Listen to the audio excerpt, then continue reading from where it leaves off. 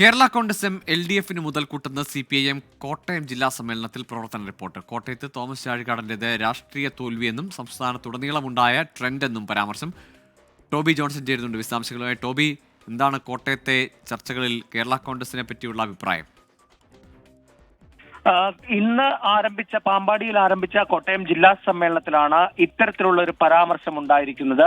നേരെ തിരിച്ച്, അതായത് നമുക്കറിയാവുന്നതുപോലെ ലോക്സഭാ തെരഞ്ഞെടുപ്പിലെ പരാജയത്തിന് ശേഷം കേരള കോൺഗ്രസ് CPM-നെ അതിരൂക്ഷമായി വിമർശിക്കുന്ന സാഹചര്യം ഉണ്ടായിരുന്നു. പ്രത്യേകിച്ചും സ്ഥാനാർത്ഥിയായിരുന്ന തോമസ് ചാഴികാടൻ വിമർശിക്കുന്ന ഒരു കാഴ്ച നമുക്ക് കാണാൻ സാധിച്ചതാണ്. എന്നാൽ അതിൽ നിന്നും വ്യത്യസ്തമായി കേരള കോൺഗ്രസ് മുതൽക്കൂട്ടാണ് എന്നുള്ളൊരു പ്രവർത്തന റിപ്പോർട്ടാണ് ജില്ലാ സെക്രട്ടറി AV റസൽ അവതരിപ്പിച്ചിരിക്കുന്നത്. തോമസ് ചാഴികാടന്റെ തോൽവി ഒരു രാഷ്ട്രീയ തോൽവിയാണ്. സംസ്ഥാനത്തുടനീളമുണ്ടായ ട്രെൻഡിനൊപ്പം ആണ് ഈ ഒരു തോൽവി ഉണ്ടായത് എന്നുള്ളൊരു വിലയിരുത്തലാണ് ഇന്നത്തെ ഈ റിപ്പോർട്ടിൽ, CPM-ന്റെ റിപ്പോർട്ടിൽ ഉള്ളത്. തദ്ദേശ തെരഞ്ഞെടുപ്പിൽ കോട്ടയത്ത് കേരള കോൺഗ്രസിന്റെ പങ്ക് അത് വലിയ നിർണായകമായിട്ടുള്ള ഒരു പങ്കാണെന്ന് കൂടി പറയുന്നുണ്ട്. എന്തായാലും ഈ റിപ്പോർട്ടിന്മേലുള്ള ചർച്ചകൾ നാളെ നടക്കും. അപ്പോൾ കൂടുതൽ വിമർശനങ്ങളടക്കം പുറത്തു വരുമെന്ന് തന്നെയാണ് പ്രതീക്ഷിക്കുന്നത്.